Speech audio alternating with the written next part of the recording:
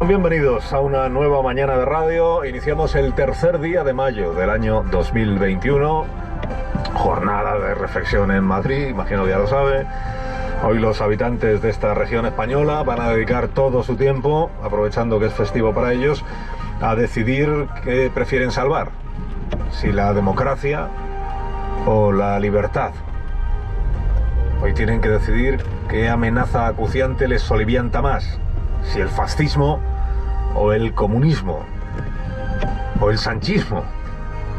Todos perfectamente persuadidos de que si al final gobierna Díaz Ayuso se acabará la democracia.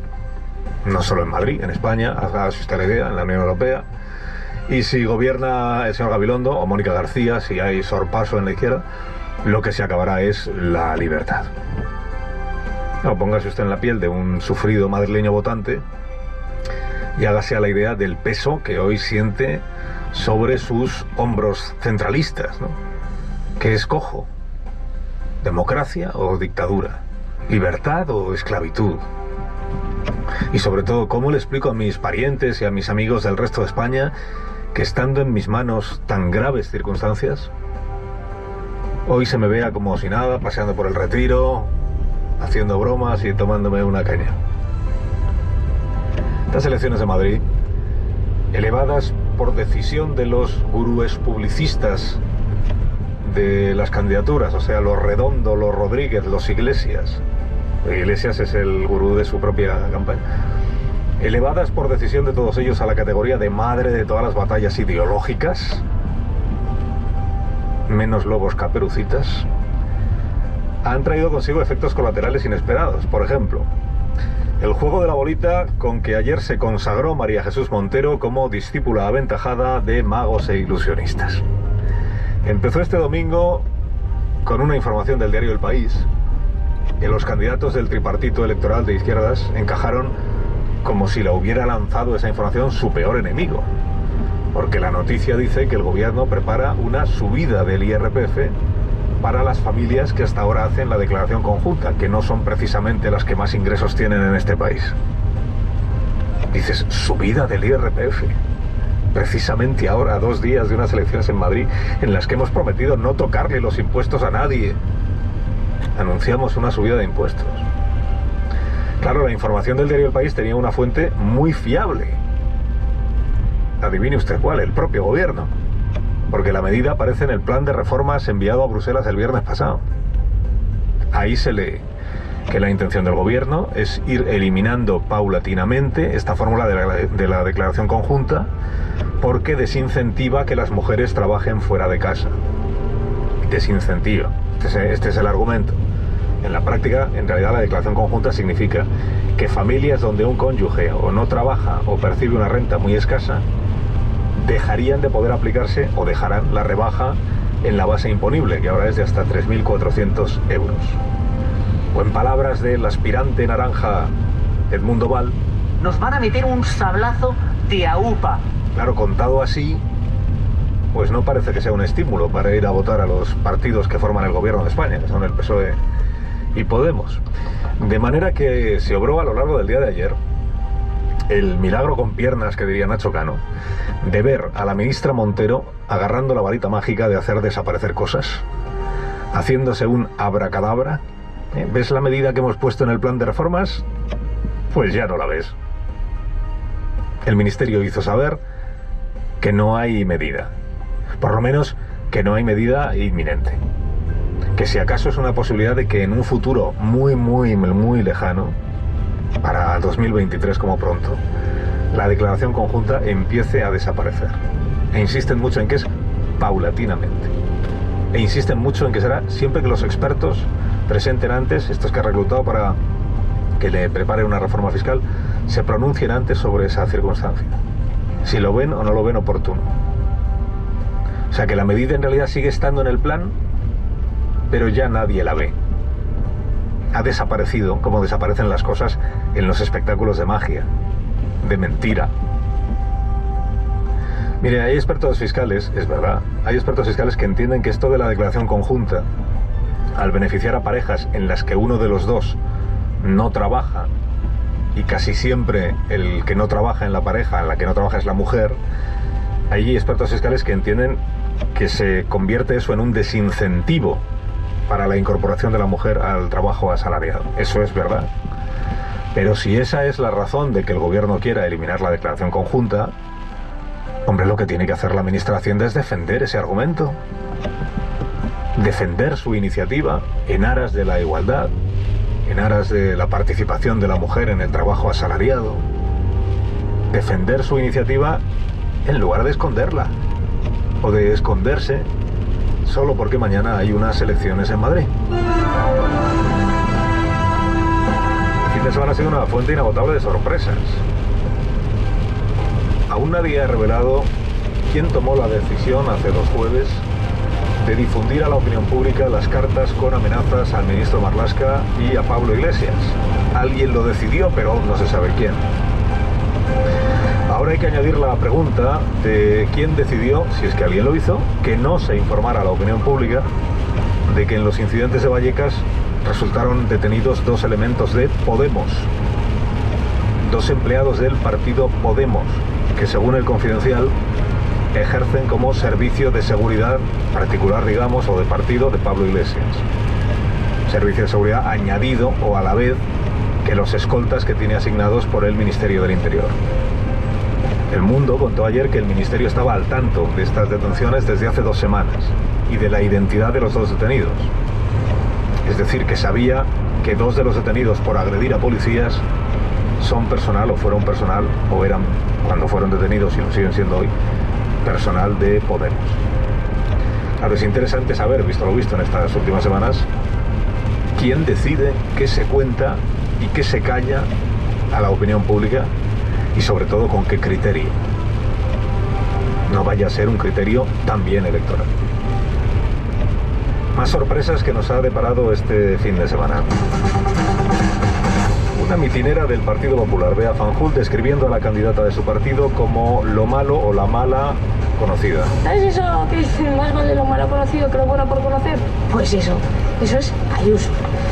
Un músico premiado, Nacho Cano, entregando su premio a la presidenta que se lo ha dado por haber obrado el milagro de mantener abiertos los teatros. Ese milagro tiene piernas y cabeza y corazón. 2 palabras: gracias y valiente. Un candidato, el señor Gabilondo, al que los 2 últimos años se le ha reprochado sobre todo su pasividad en la oposición, citando a Kant. El ser humano camina hacia lo mejor, dice Kant. Bueno, eso depende de lo que hagamos. Pues sí, es que depende de lo que hagamos. Vamos a hacer, y vamos a hacer que pase algo. Una candidata, Mónica García, a la que no le parece bien que su adversaria Díaz Ayuso presuma de que mañana arrasa. Voy a arrasar, es lo que te dice el chulo de barrio o el abusón del patio. Voy a cuidar, es lo que decimos nosotros. Un tutor de candidato que se llama Pedro Sánchez, cumpliendo con la embarazosa obligación mitinera de anunciar con todas las encuestas en frente o en contra que su partido mañana tendrá más votos que ningún otro. Así que somos el Partido Socialista, somos la izquierda y vamos a ganar las elecciones el próximo 4 de mayo. 1 de mayo, que los líderes sindicales entregaron servicialmente al gobierno para que éste lo rentabilizara. La manifestación del sábado, que se suponía que era para reclamarle al gobierno que cumpla con los compromisos que tiene pendientes, pero visto el desembarco de ministros en la cabeza de la manifestación, una de dos: o los ministros se manifestaban para pedirse cuentas a sí mismos, o es que se incautaron de la marcha para transformarla en un mitin. El gobierno de España no está en campaña. Lo sé, vicepresidenta, lo sé. No es el gobierno quien está en campaña.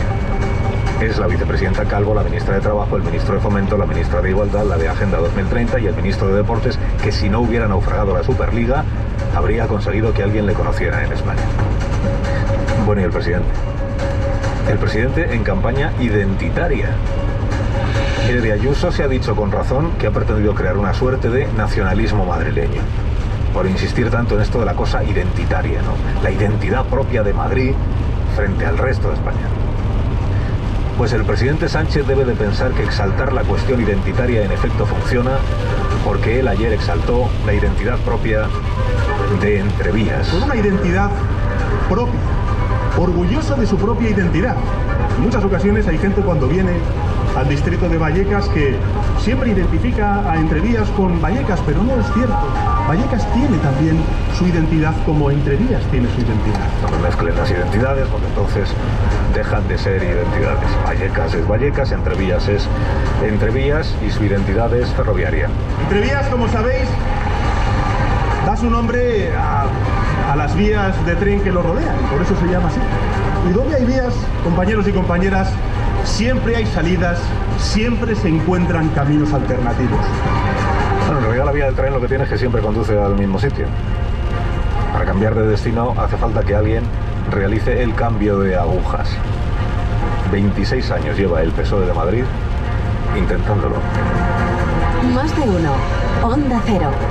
Carlos Alsina.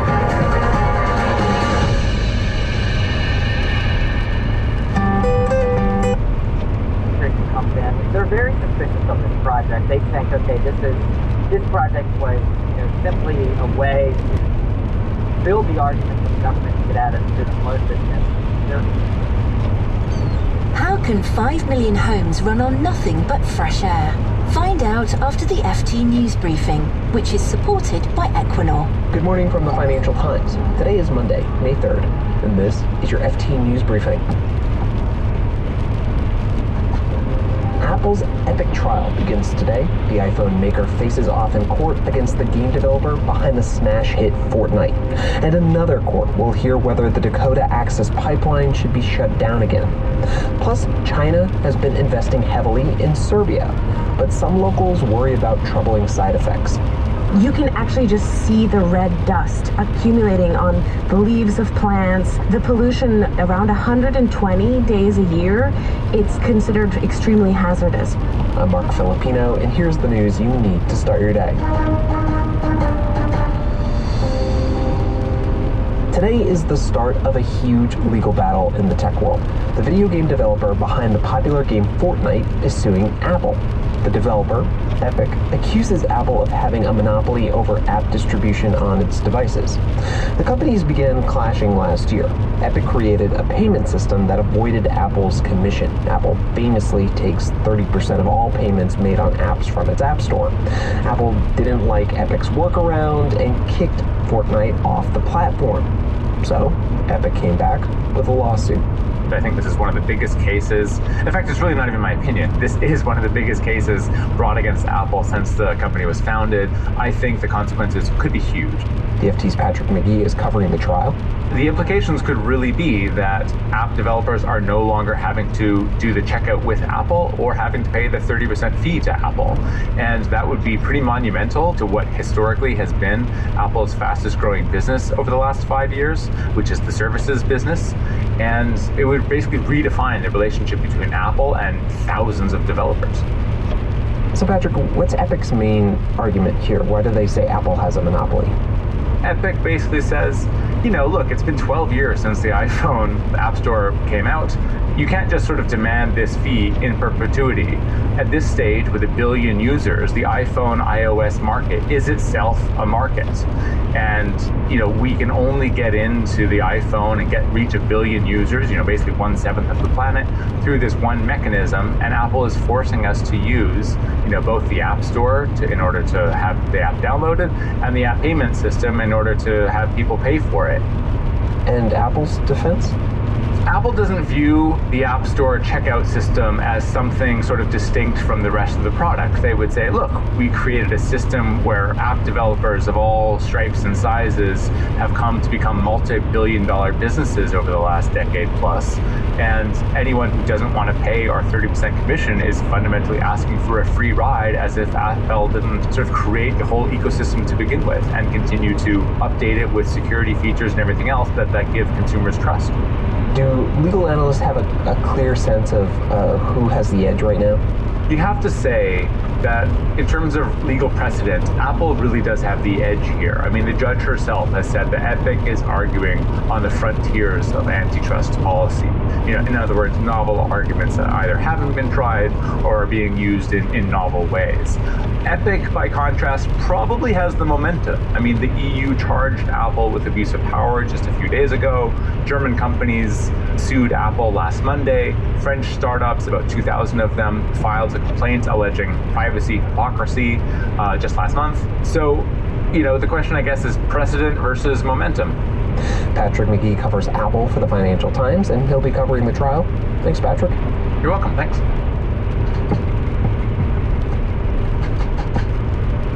Also today in the U.S., the Standing Rock Sioux Tribe will learn whether an oil pipeline that passes through its territory will be temporarily shut down for review. The Native American tribe and environmentalists have been protesting the Dakota Access Pipeline.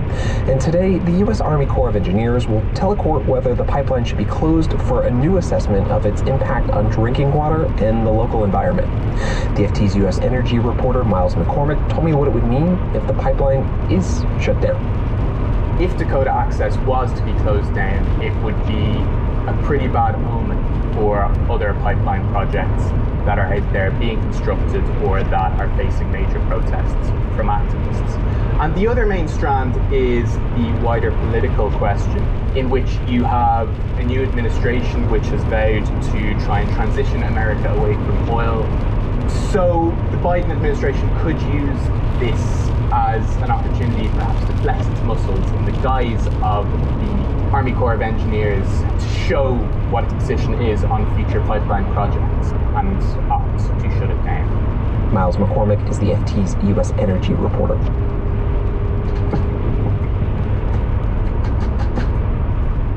In Serbia, there's concern over the environmental impact of Chinese-owned factories. China has been investing heavily in Serbia over the past decade or so, and Chinese companies have been buying and reviving factories in the Balkan country. But Serbians now worry that pollution is eroding the economic benefits. The FT Southeast Europe correspondent Valerie Hopkins has been reporting on this, and she joins me now. Hi, Valerie. Hi, Mark. So Valerie, you visited a steel factory in central Serbia that used to be owned by an American company, U.S. Steel. But in 2016, a Chinese company bought it. How is the factory doing growth-wise? Since the Chinese company bought the factory, it really ramped up production and it's, firing on all fronts. So it's actually become Serbia's biggest exporter.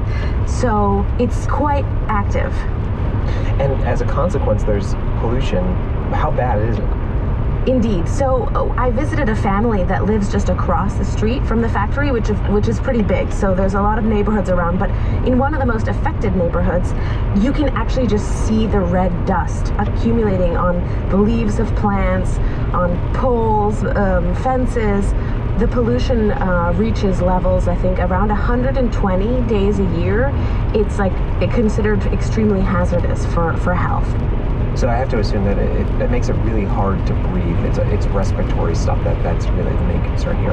Yes, it's these kind of microparticles in the air that harm people. And one of the women I spoke to and interviewed for the story said that actually, in the last couple of years, since the Chinese have taken over the factory, sometimes she will go weeks without really being able to talk very well or breathe very well. Now, aren't there environmental regulations that have to be considered here? Are factories considering these regulations? What's going on there?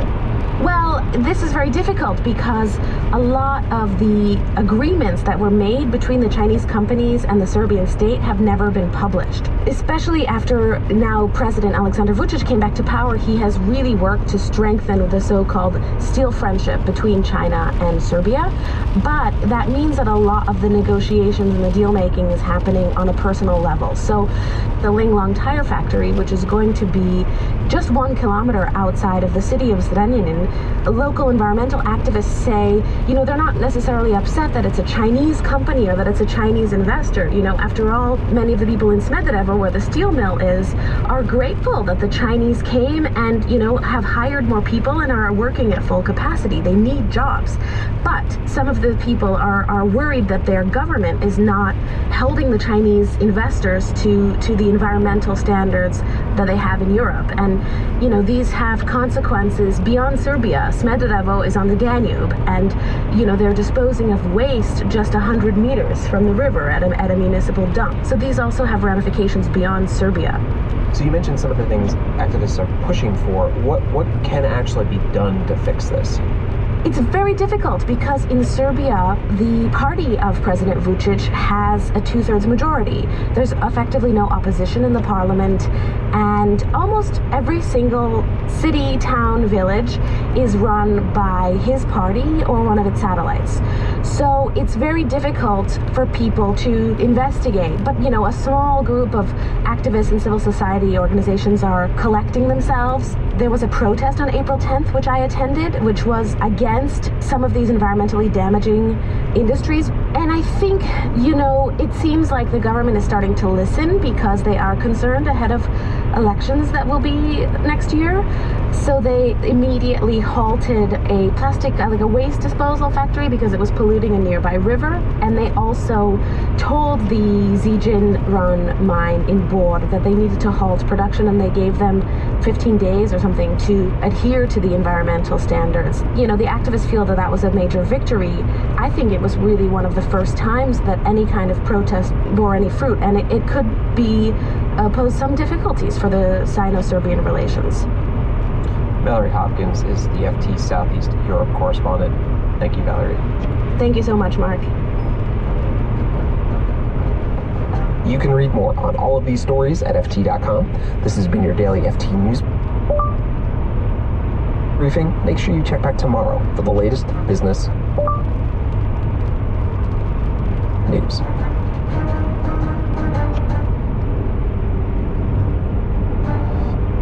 From BBC News Summary at 12:06 p.m. today. BBC News, I'm John Sher. Police in Germany say they've shut down one of the world's largest networks for sharing images of child abuse on the dark net. In an international operation that's seen 4 German men arrested. Jenny Hill reports from Berlin. More than 400,000 people use the so-called Boys Town site on the darknet to swap images and footage of what prosecutors describe as the severe sexual abuse of young children. After a German-led investigation involving police from the Netherlands, Sweden, Australia, the US and Canada, officers arrested 4 German nationals aged between 40 and 64, one of whom was living in Paraguay. 3 of the suspects are accused of running the platform. A 4th man, arrested in Hamburg, is said to have been one of the network's most active members, responsible for more than 3,500 posts. The European Commission has recommended easing restrictions on non-essential travel to the EU. It says non-EU citizens who've been fully vaccinated can now be allowed into the bloc, as Danny Eberhard reports. Currently, the European Council deems 7 non-EU countries as being of sufficiently low risk for less restrictive travel. They include New Zealand, Australia, South Korea and China. That list could be expanded significantly if EU member states approve this proposal.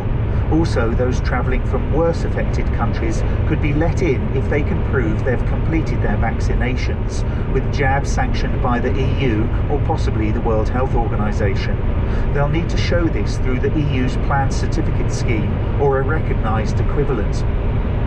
The authorities in the Indian capital Delhi have asked the army to set up COVID care facilities and intensive care units as the city grapples with the pandemic. The Delhi Deputy Chief Minister said on average they were getting around 25,000 daily infections and the city's health infrastructure had been overwhelmed. Several hospitals say they're struggling to admit new patients as they're running short of supplies. A BBC investigation has found that Google's search engine in the UK still features prominent adverts from websites asking for money for services which should be free. The tech giant had promised 2 years ago to fix the problem, which affects other countries too. Our technology reporter Chris Fox says the ads are not actually illegal. What they do is charge a very high price for something you could get for free or at a much lower cost from the official government website.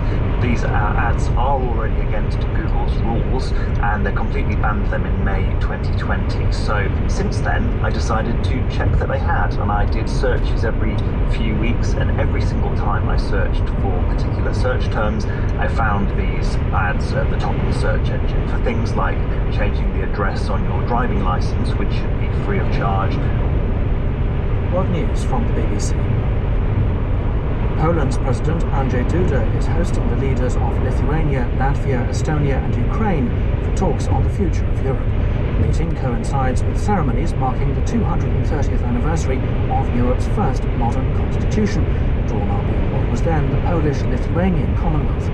Mr. Duda will also hold bilateral talks later with his Ukrainian counterpart Volodymyr Zelensky. The Israeli government watchdog has said it's opening an investigation into the deaths of 45 people who who were crushed to death at a Jewish religious festival last week. The Office of the State Comptroller designated the site at Mount Meron in northern Israel as potentially dangerous several years ago. The Syrian President Bashar al-Assad is among 3 candidates who've been approved by Syria's constitutional court to stand in this month's presidential election. Other prospective candidates were rejected for not fulfilling constitutional legal requirements. Western countries have condemned the election, which Mr. Assad is expected to win, as propaganda.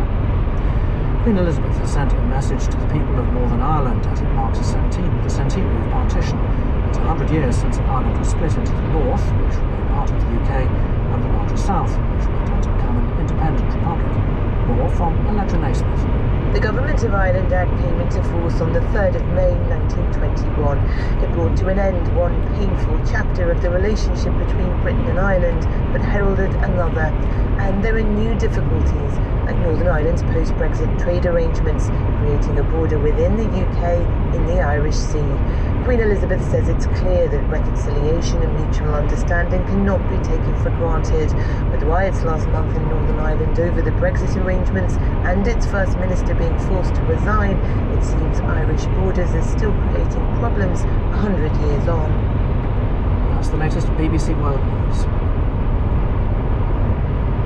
From Boletín Radio Nacional de España at 11:33 a.m. today.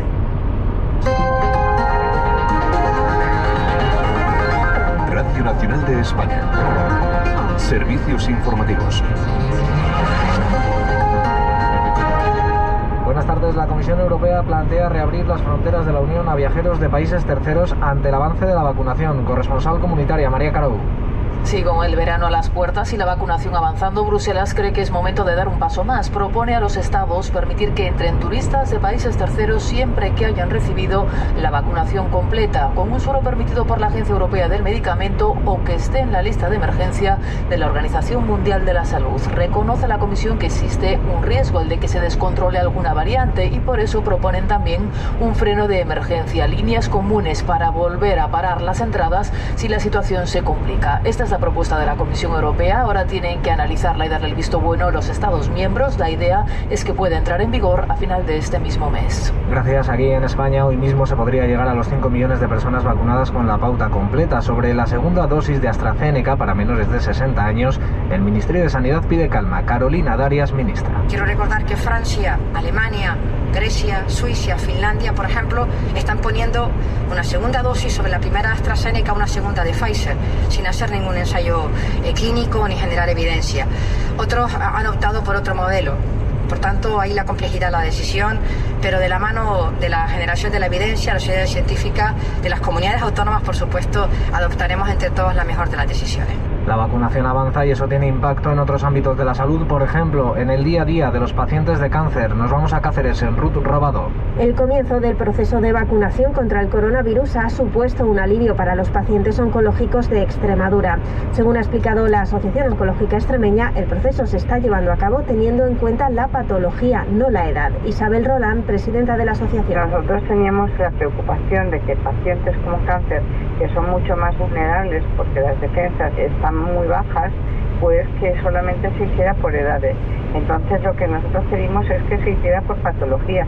Daba igual la edad que tuviera, pero que los pacientes de cáncer que estaban en tratamiento fueran vacunados. Y así se está haciendo. También se ha comenzado a vacunar a los profesionales de las asociaciones sociosanitarias en cuyos locales se prestan servicios sanitarios.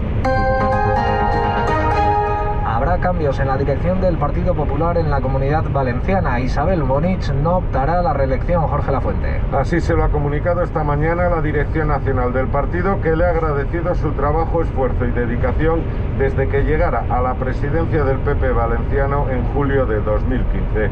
Su renuncia deja el camino libre al presidente de la Diputación de Alicante, Carlos Mazón, que es la persona preferida por Génova para tomar las riendas del partido.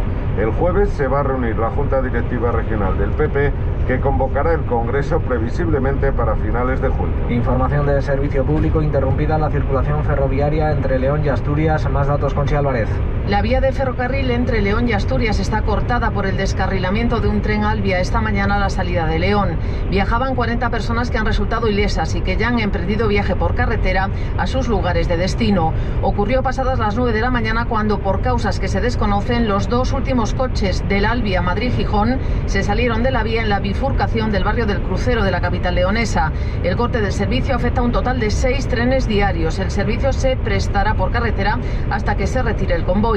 No hay previsión estimada de reanudación del tráfico férreo. Y un apunte del exterior: al menos 26 personas han muerto en Bangladesh después de que un barco haya volcado en el río Padma tras ser golpeado por otra embarcación. Por el momento se desconoce si hay algún desaparecido. From Notícias de FA at 12:08 p.m. today.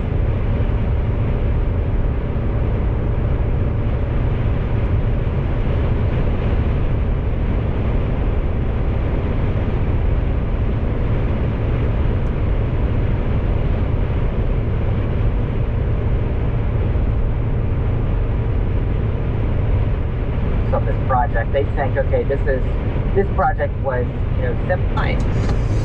This episode of The Indicator was produced by Jamila Huxtable and fact-checked by Sam Tsai. The Indicator's edited by in their garden and an exceptional amount of money to spend on little gnomes for their garden.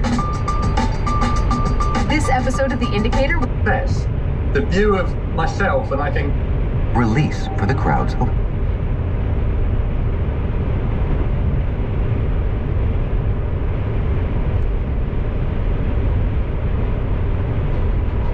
The pursuit is on. Organisations including Age UK. Like so many workers, diplomats had to make their way onto Zoom during the pandemic. Sure, there are fewer posh dinners and side room chats, but diplomacy down the line has proven more efficient and more inclusive than many expected. And from rain rooms to slides to Van Gogh projected onto every surface, we take a look at the rapid growth in immersive art, where the gallery goer is part and parcel of the installation.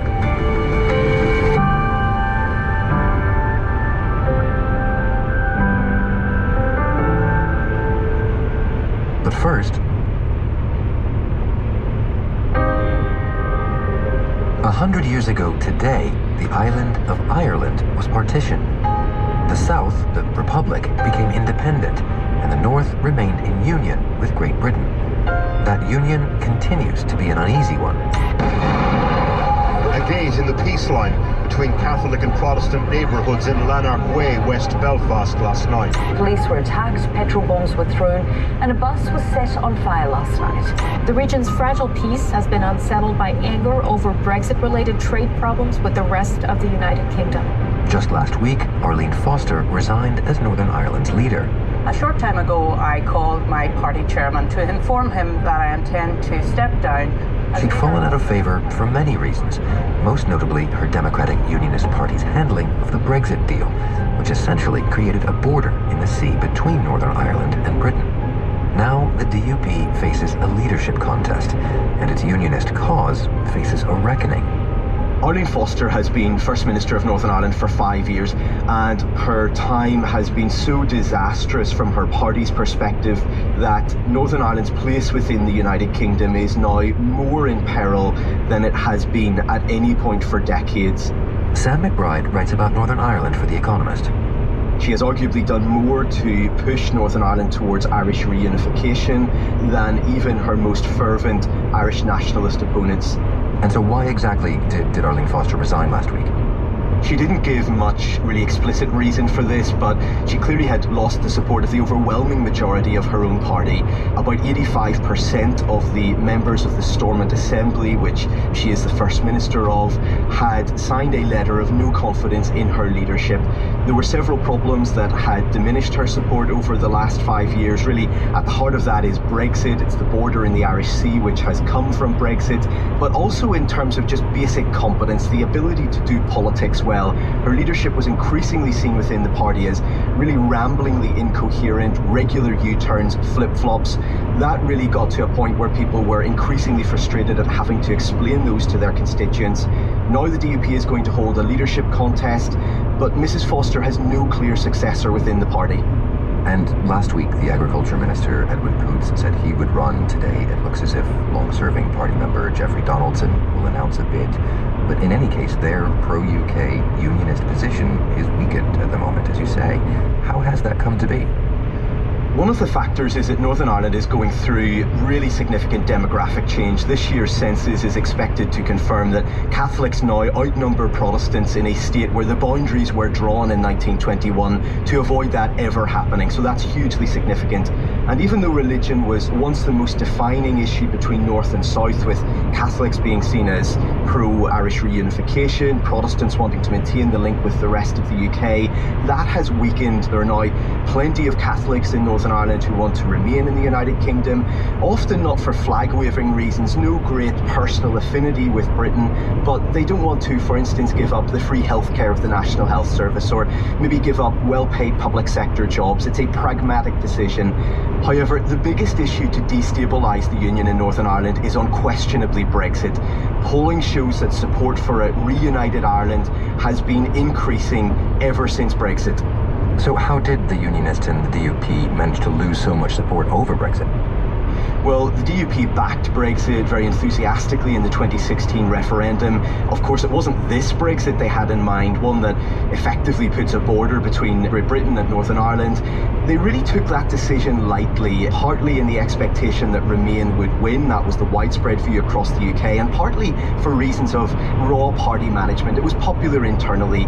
And then a freakish result in a UK general election in 2017 gave the DUP the balance of power in Westminster.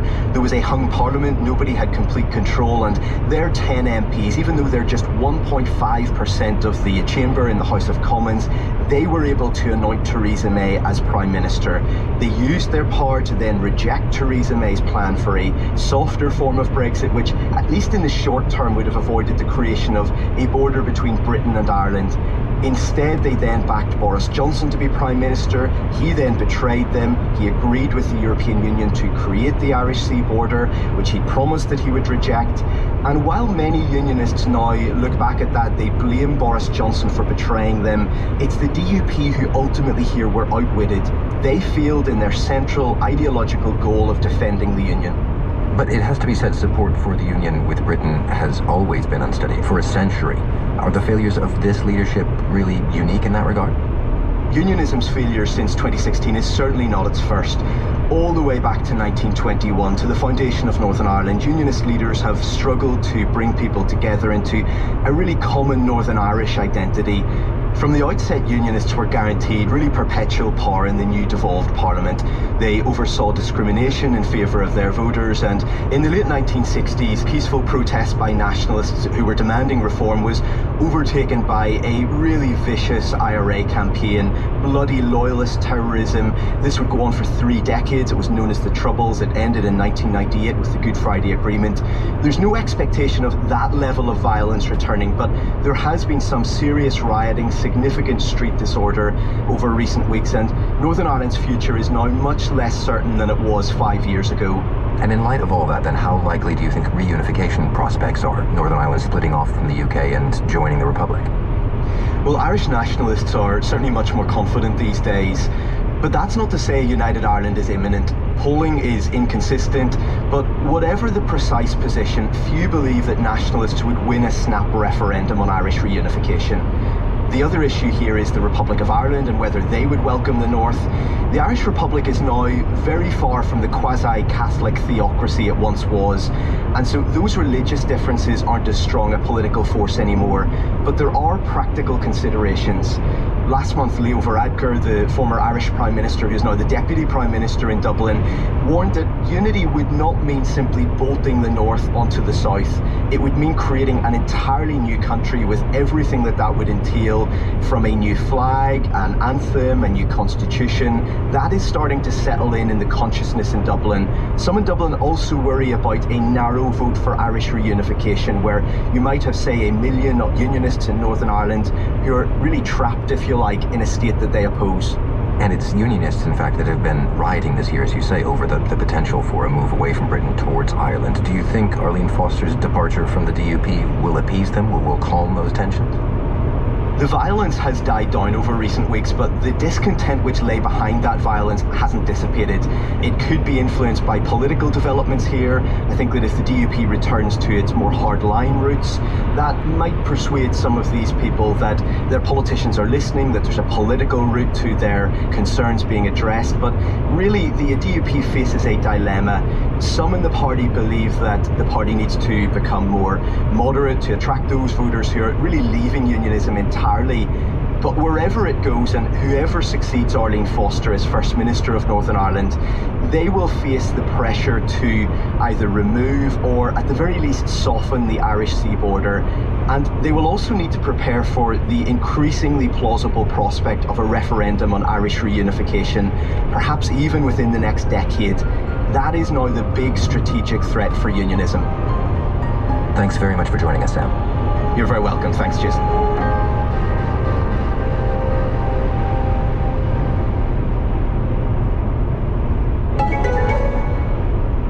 This spring, Disney Plus brings you more with Star. Here we go.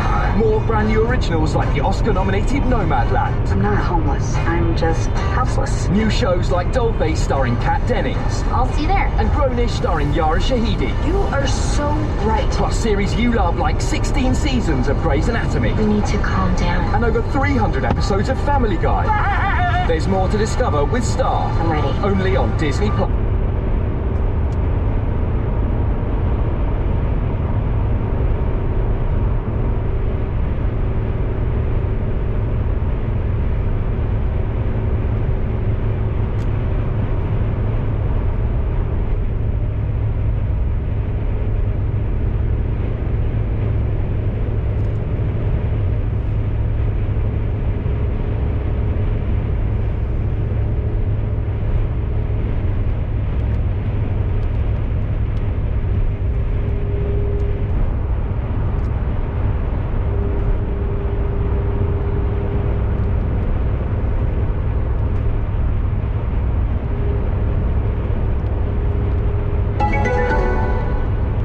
The Intelligence Podcast is sponsored by... In the 19th century, the telegraph transformed the world of diplomacy. Ambassadors could no longer act just as they saw fit, but could receive news and instructions immediately. More and more planes taxi in, and this one carries Winston Churchill. Then came air travel. By the mid-20th century, leaders could themselves attend summits more often. The cast of what may be the most important conference of the century is filling out. In the past year, diplomacy has changed once again. You might know why. Although G7 foreign leaders are meeting in London this week, the first time they've been together in person in 2 years, for the most part, since the onset of the pandemic, diplomacy has gone almost entirely online. And that could be a good thing. Well, President Joe Biden has actually zipped around the world in his first 3 months in office. Daniel Franklin is our diplomatic editor. He's dropped in to a G7 leaders meeting in London, and on the same day hopped over to Munich for the Munich Security Conference. It's great to be with Angela and Emmanuel. We just spent part of, from a Washington perspective, morning together. But he's convened a big meeting of about 40 leaders on the climate. Good morning to all our colleagues around the world leaders, for taking part in this summit. I thank you. He's joined Asian leaders for a so-called Quad meeting. Hello, everyone. I wish we were able to do this in person, but it's wonderful. But all of that, of course, has been virtual. He hasn't yet been out of the country as president. What this really shows is the way that diplomacy has had to shift because of COVID-19. And we've been talking for over a year now about the degree to which remote working works. Does it in the case of diplomacy? Well, it has kept diplomacy ticking over, but it hasn't always been easy. There are some hiccups along the way. So, for example, at the UN Security Council, Russia in particular has refused to accept virtual meetings as official meetings.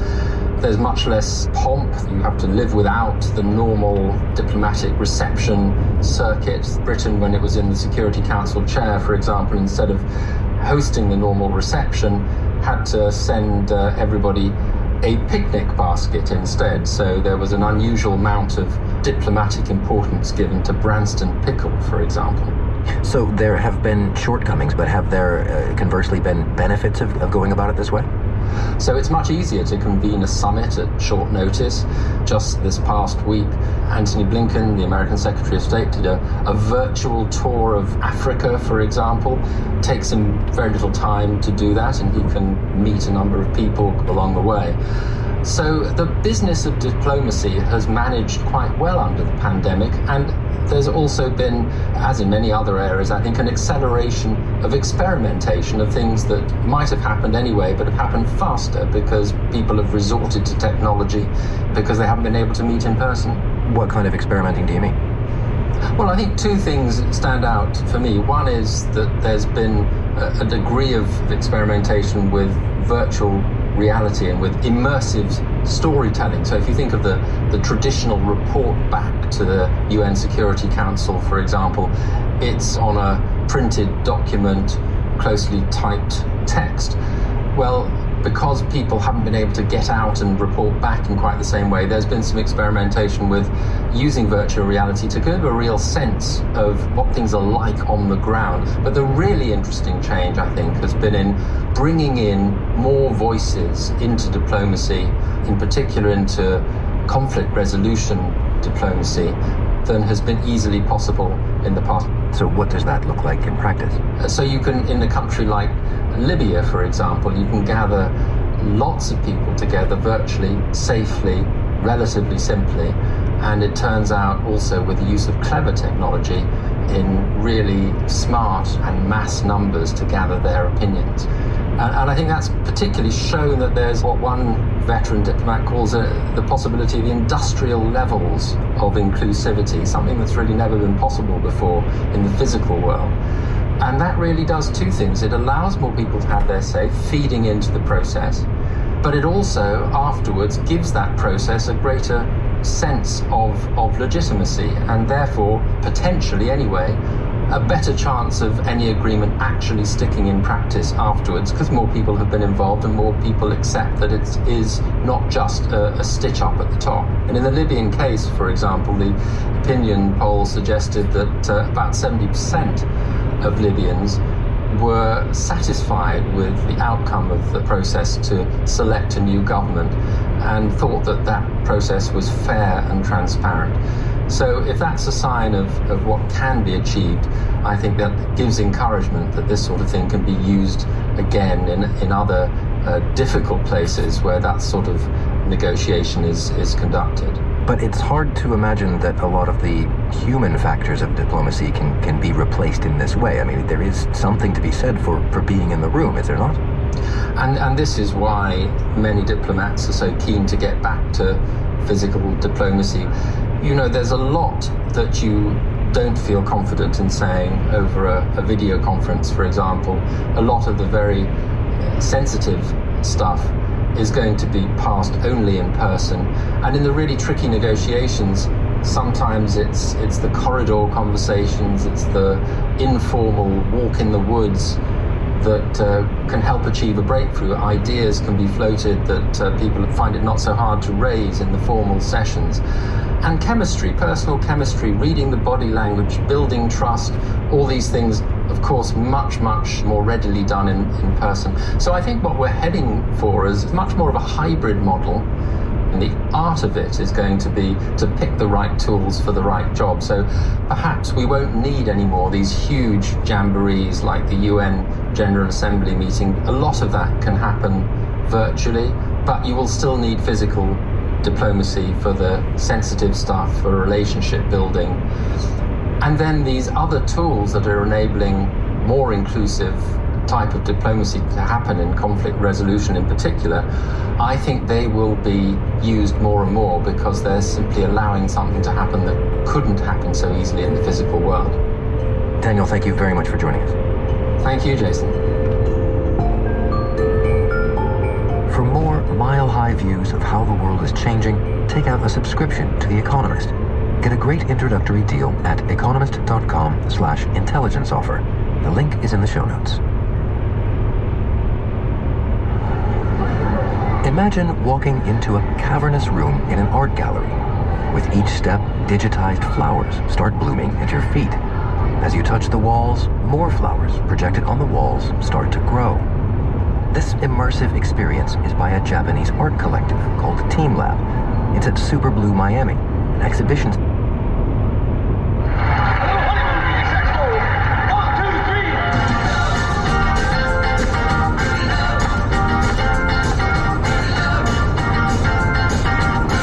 Es La Mañana de Federico. Es radio.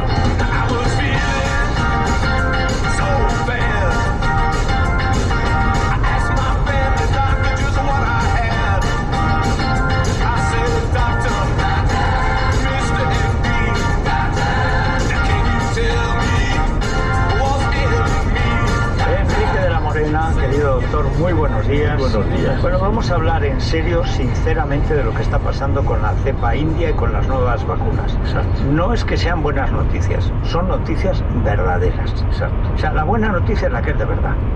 Que es mentira, pues que se vaya con los pirracas a Podemos. Pero es que hay que contar lo que está pasando y lo que puede pasar. Exacto.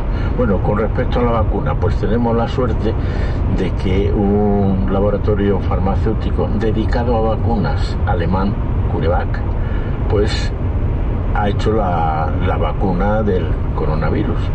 La misma fórmula de Pfizer y de Moderna, la misma. Entonces ya tiene hecho todos los ensayos clínicos, la fase 1, la fase 2, la fase 3.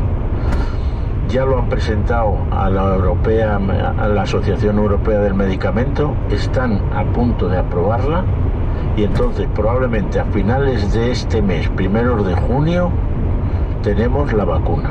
Como es europea, pues este es un laboratorio pequeño, entonces ha tenido la virtud de unirse a dos laboratorios, a Glaxo, que es el que va a producir 230 millones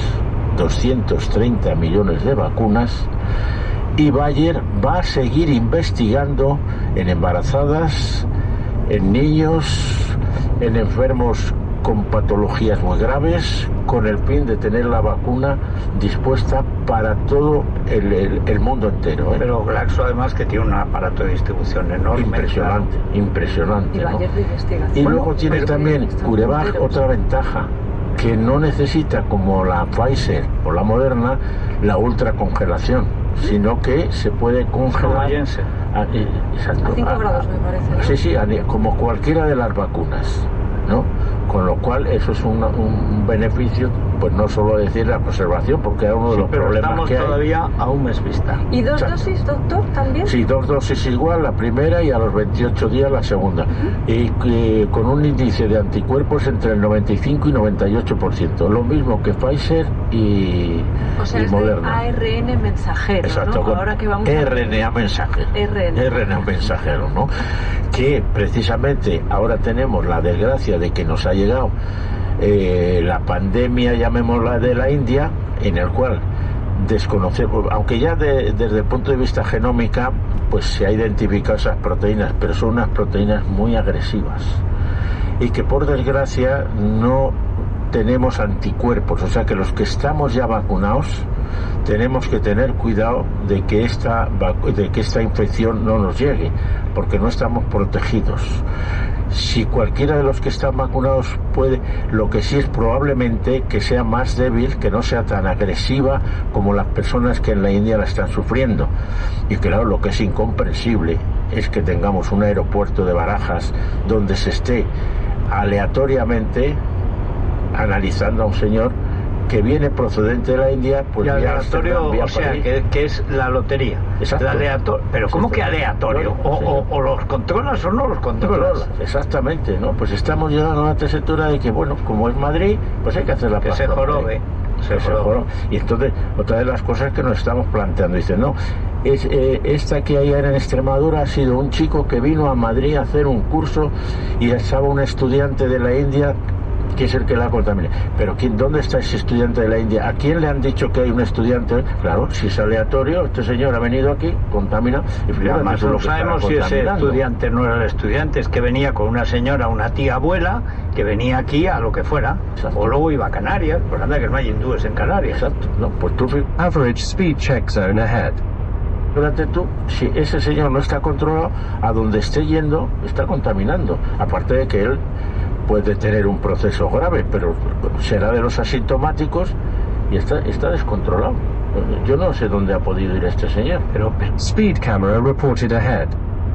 Yo, es que aparte de la maldad humana y las... Entering average speed check zone. Desde el socialismo, que son dos cosas que coinciden a menudo, esto de hacer un control aleatorio es que es criminal. Totalmente.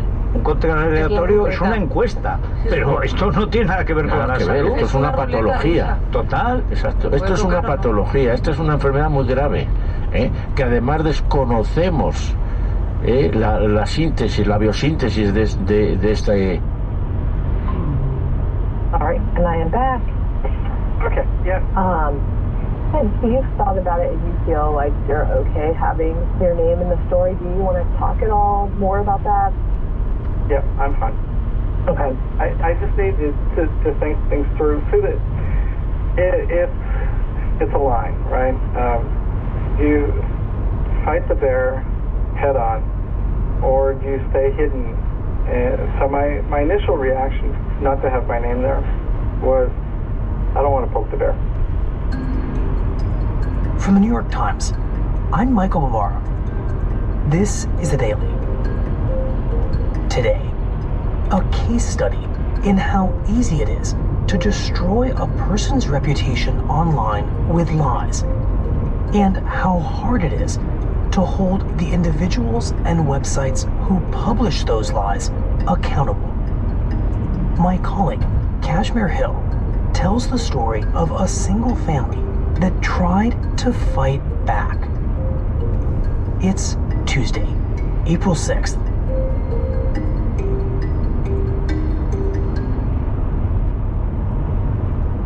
So now that we're talking on record, do you mind just walking me through kind of what happened? I'm gonna start in the middle. Okay. Because it's the easiest place to start. Kashmir, tell me about Luke Grollo. So Luke lives outside of Montreal, and he is an IT guy. He has a son who is in college now. Just kind of, a normal, nice Canadian guy. Mm-hmm. But a few years ago, his wife was talking on the phone to her father. Just a normal, how are you doing, Dad, call. Her father's in his 80s, and he seemed like he was really agitated from what Luke was picking up. He was kind of just listening in on the call. And he tells her that people in his social club received emails saying that his two sons were pedophiles. And his father-in-law was just really upset about this because it wasn't true. And that there was also some things about my wife and I. And I grabbed the tablet and started searching and saw what was written about her and I. Crazy things. That they had scammed people, sold them Katy Perry tickets and then never delivered them. And my instinct was just to laugh it off. It's like, it's some nut out there and just ignore it. The nut will move on to somebody else and don't worry about it. But then he Googled his son. And then I saw that post. And there were these horrible things written about him as well. Accusing our son of being a pedophile. And your son was how old at the time? 17 years old. And that's when Luke got really upset because for his son is just starting out in life. He's going to be dating and going to university, and he was just really worried about how this was going to affect his son's opportunities. So there's no way that I could sit this one out at that point. Young man who at some point is going to start his career. So that's how I got involved. And where is he seeing these posts? What kind of websites? They're not on sites you would normally visit.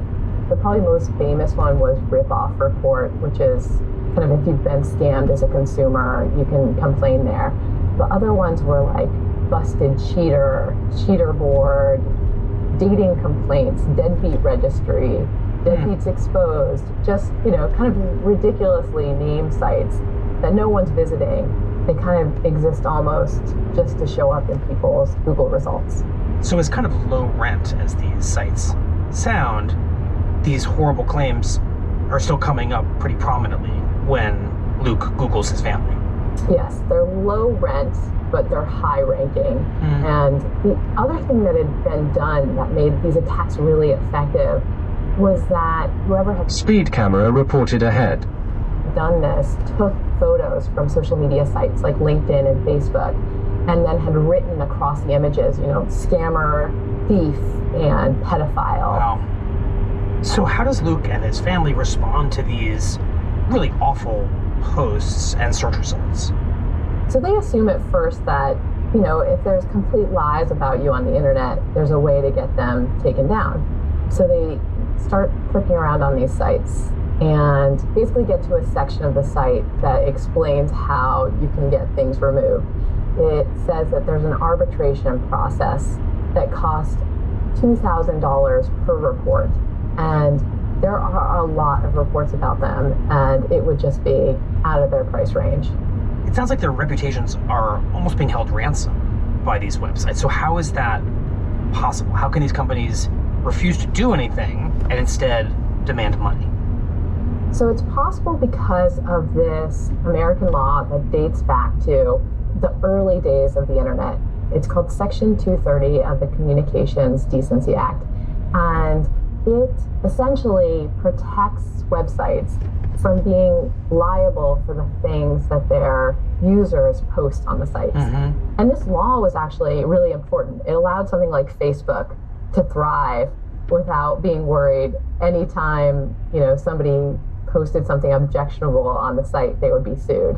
And so it was important in the early days of the internet, but now, you know, it's being used by these sites that exist to host defamatory material to claim protection for being liable for that material.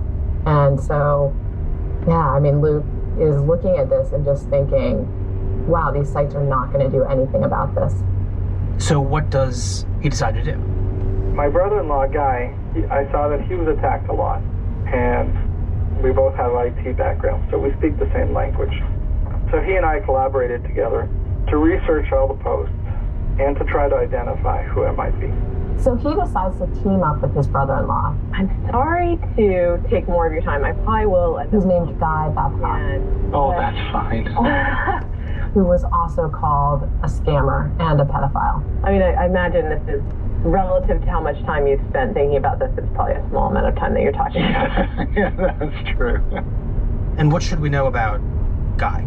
So Guy Babcock lives in the UK. He actually lives in a little village outside of Oxford, like one pub and no stoplights. He used to own a little ice cream parlor, kind of an idyllic life, but now he's called a pedophile very prominently online. And he gets super worried about this. I got it a security CCTV, and we got a dog.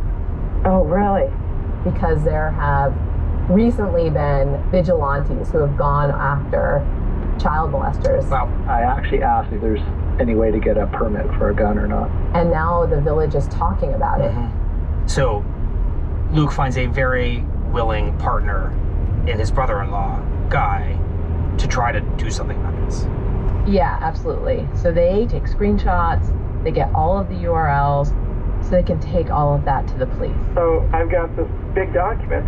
I seem to remember it was like a 100-page document. And I went to the police station, spoke to the, I guess it's a desk officer, And he said, well, it's not illegal. And I go, sure it is. And he Speed camera reported ahead. said, it's a civil matter, it's not criminal. I don't care what your document says. There's nothing that can be done. So I told him, you're telling me that if I go online and start saying that you, officer, are a pedophile, I am not breaking the law. And he said, that's correct. Wow. Which, of course, I don't believe for a second. So the police in Canada don't seem very interested, but Luke and Guy just keep searching around on their own, looking at all these posts about them, looking for clues to see if they can find out who's behind this. Some of the posts mentioned family cottage, and you needed to know the family to know exactly where that cottage Red light camera reported ahead. was. I know generally where it is, but I don't know the town. But the post mentioned the town, and I thought, okay, it's somebody that knows the family well.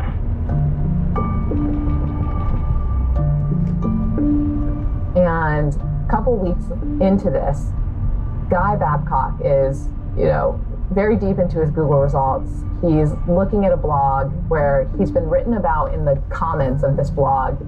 And everything so far has been anonymous, names they don't recognize.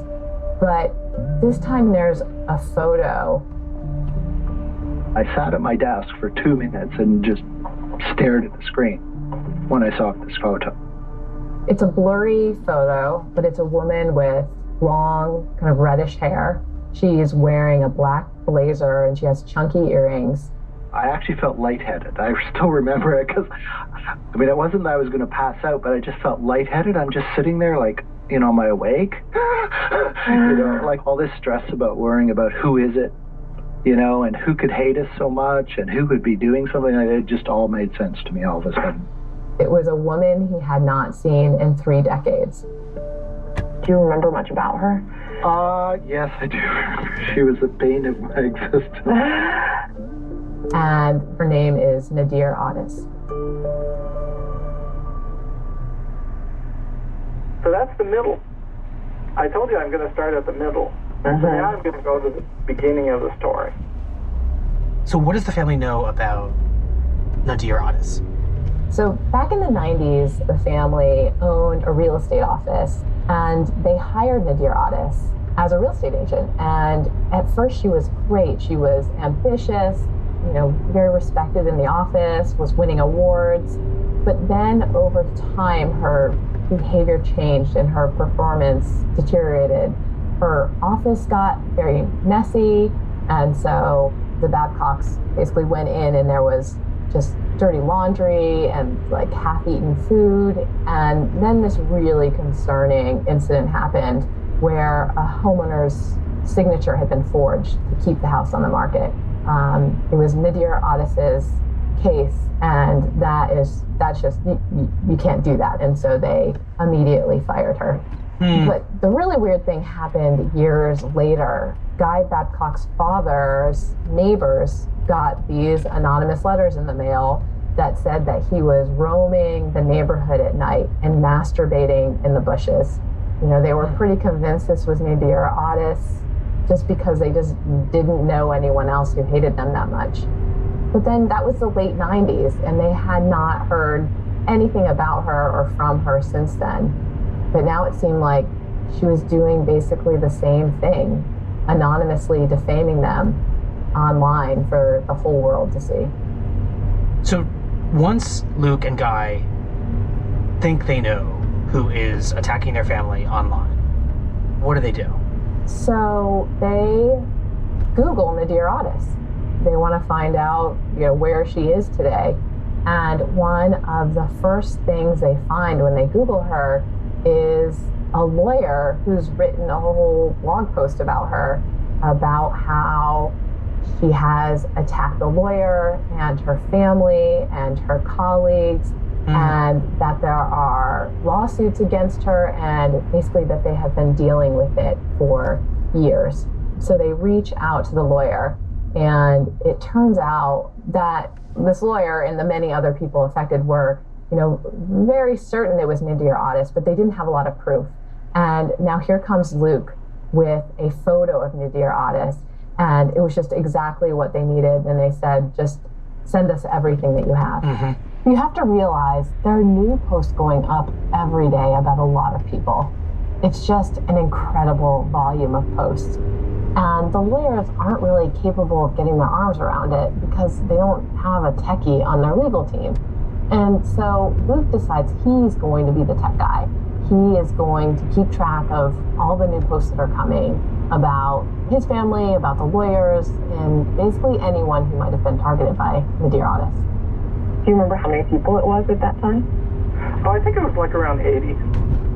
And that was everybody in your family and then all the lawyers? Correct. And some of the lawyers' family as well. So Luke just goes into overdrive.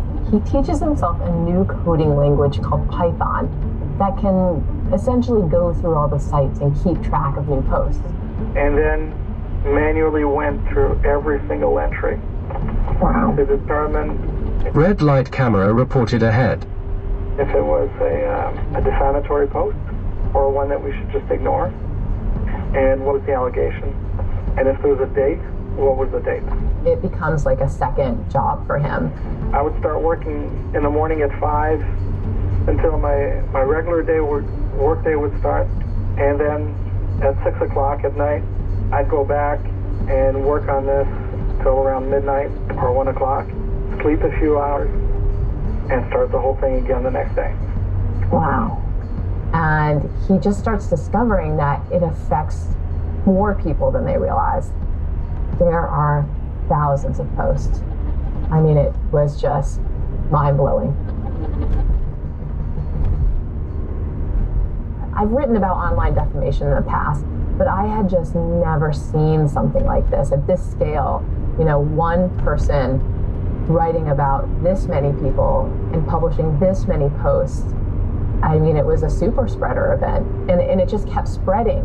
I heard from new victims as I was reporting the story, distant relatives of the original targets who had gotten caught up in it, and it was very devastating for the people affected. Did you ever try to reach out to her or just talk to her directly to get her to stop doing this? I did want to reach out to her quite a few times. Every time that I wanted to reach out to say, why are you doing this? What have we done to you? And whatever we may have done, I'm sorry that it's causing you that much pain and anguish that you feel the need to attack us in this manner. But I never did. I came to realize that with somebody that harbors a grudge over a close to 30-year period, somebody that attacks you in the way that she's attacking us, there is no way to reason with this individual. It's too deeply within them to attack.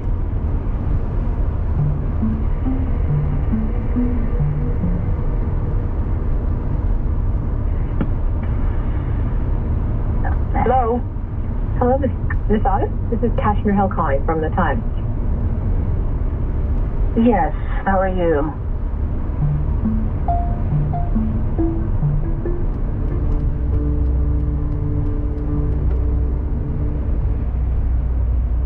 We'll be right back.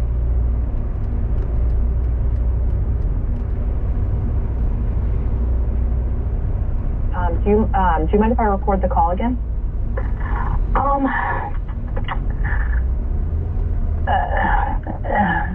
Yeah, go ahead. So, Kashmir, you eventually get Nadir Otis on the phone yourself. What do you end up learning from your conversations with her?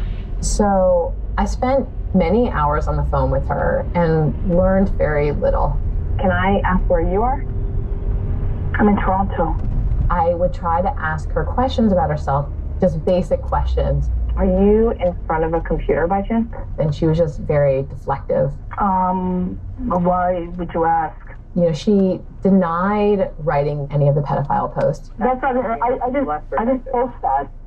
I did not post anything about that, and it's that I did not do. I've denied that. But she admitted to a couple basically calling the lawyers idiots. So you say that you did write these posts. It was a fraudster lawyer, jackass lawyer, dishonest, incompetent, unscrupulous, et cetera, et cetera. She really felt like she was the victim and that she'd been fighting for justice and wasn't getting it. I'm willing to provide you with any information you want, but I really would ask that you please just don't use my name. But she was very concerned about me writing about her. If you do a story on this, in a New York Times story, using my name, anyone who Googles my name, this is going to come up. I don't want it to come up. She said, I don't want to be in the New York Times because if I'm in your story, it'll come up in Google. No matter how she shows up on Google, it's just devastating. And I don't want this to come up in Google. Yeah, I can't imagine. I think being called a pedophile is probably the worst possible thing that can happen to somebody. It is. So as challenging as these conversations sound, what are you able to piece together about her life? Based on my reporting, this is what I learned. She had grown up outside of the Toronto area. She became a real estate agent in the 80s and kind of broke through in a male-dominated industry. She started buying property in Toronto that she rented out to tenants. But at some point, it seems like her life kind of started to fall apart. In late 1992, there was an incident. Her brother seemed to have a psychotic break, and he accused his mother of being part of a devil-worshipping cult, and he ended up shooting her in the hand. And this happened 2 months before Nadir Otis is fired by the Babcocks.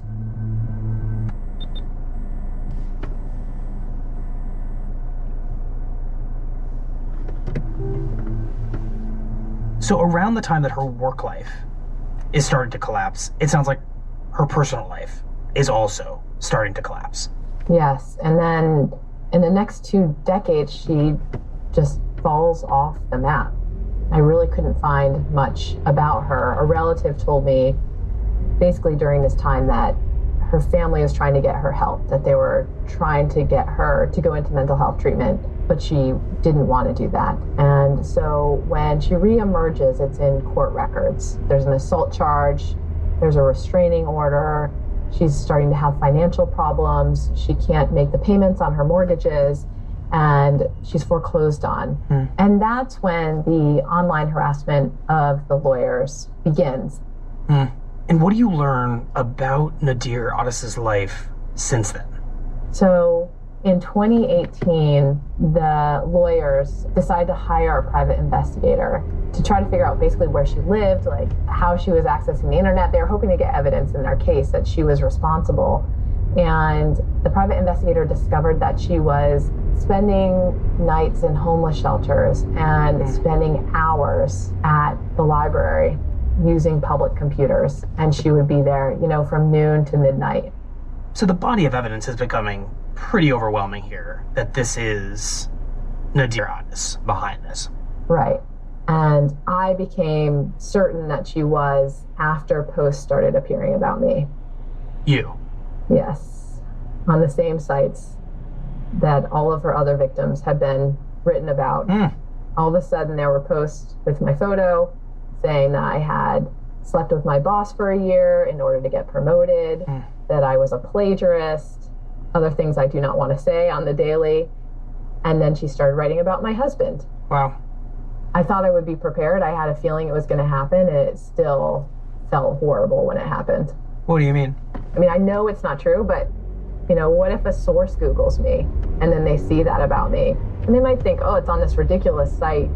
This probably isn't true. This is ridiculous.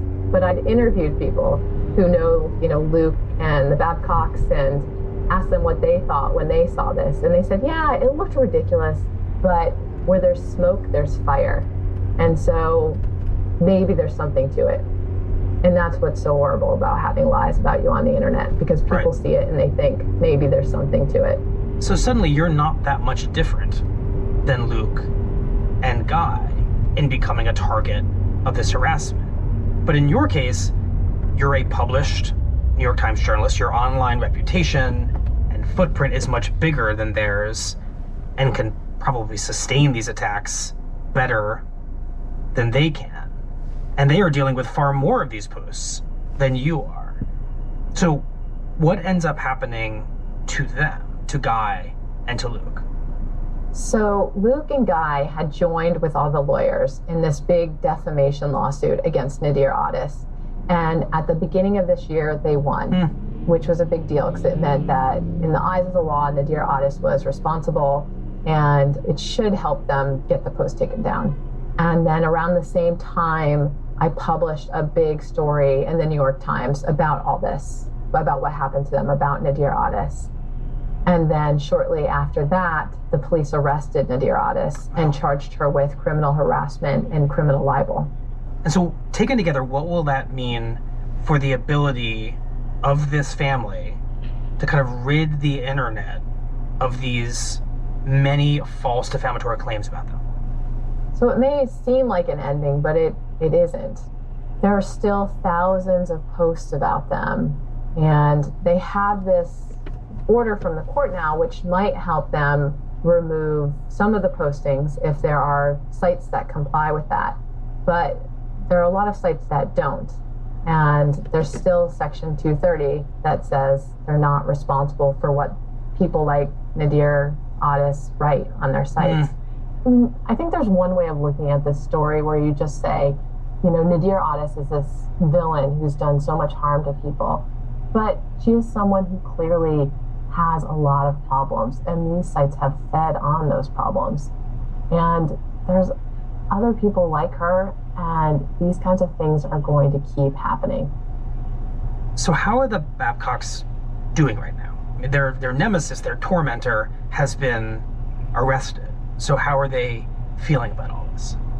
I called Luke recently to see if it felt like it was finally over. You know, you'd been dealing with this for years. How did you feel when you found out that she had been arrested?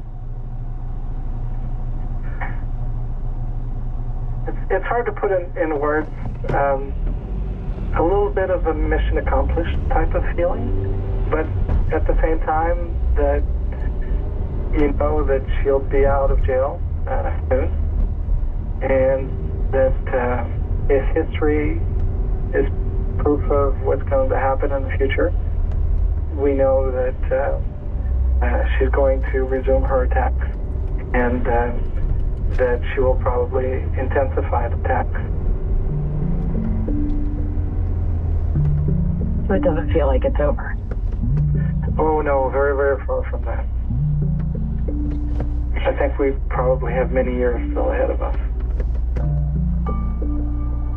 There are still these horrible things about him and about his son especially. That's what really bothers him. This has just occupied such a big part of his brain and his life for years now, and it just doesn't feel like it's over to him. What do you think it will take for you to have closure on it and just to not have it kind of sitting in your brain every single day? To be honest, I'm not convinced that I'll ever have closure. I hope that whatever happens next for her is a way for her to learn and to stop doing this. But, you know, inside of you, you'll always worry that perhaps there's new attacks happening and you just don't know about them yet. So I'm not sure that I'll ever have closure. At some point, perhaps my wife and I will buy a small place in the Caribbean where there's no internet and no telephone coverage, and we can just relax a little bit.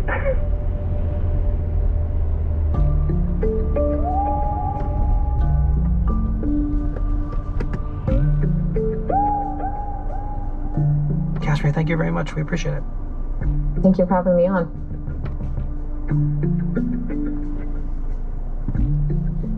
Nadir Addis was released from jail in February. Shortly after, it appears that she resumed her online attacks. In an upcoming episode, Kashmir examines the websites hosting these defamatory claims and what can be done to stop them.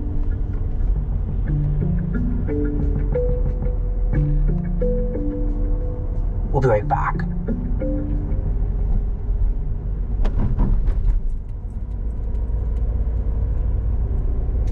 Here's what else you need to know today. Do you believe that the defendant followed departmental policy 5-304 regarding de-escalation?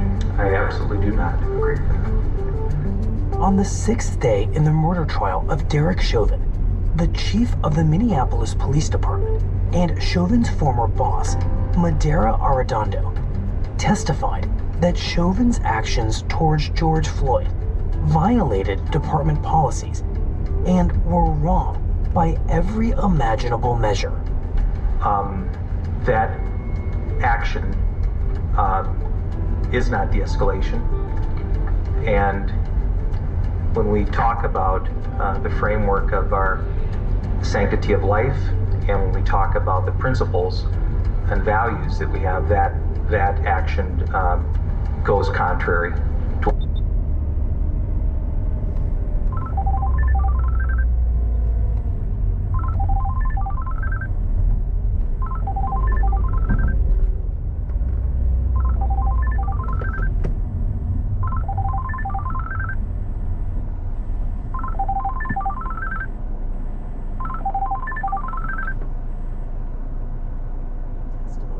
Highlighted the difficulty that Chauvin will face in persuading the jury that he was doing his job when he pinned Floyd to the ground with his knee last May for more than 9 minutes. Once there was no longer any resistance, and clearly when Mr. Floyd was no longer responsive and even motionless, to continue to apply that level of force to a person proned out, handcuffed behind their back, that in no way, shape, or form is anything that is by policy, it's not part of our training, and it is certainly not part of our ethics or our values.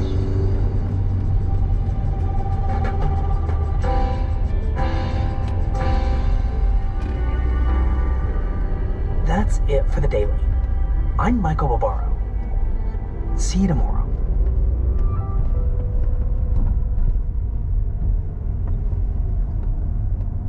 There's software, and then there's industrial-grade software, forged from decades of industrial experience and insights. This is Honeywell Forge, analytics software that connects operations, assets, and people. Software that delivers a record of your entire operation, so your boardroom and factory floor speak the same language. Built for your business from industry...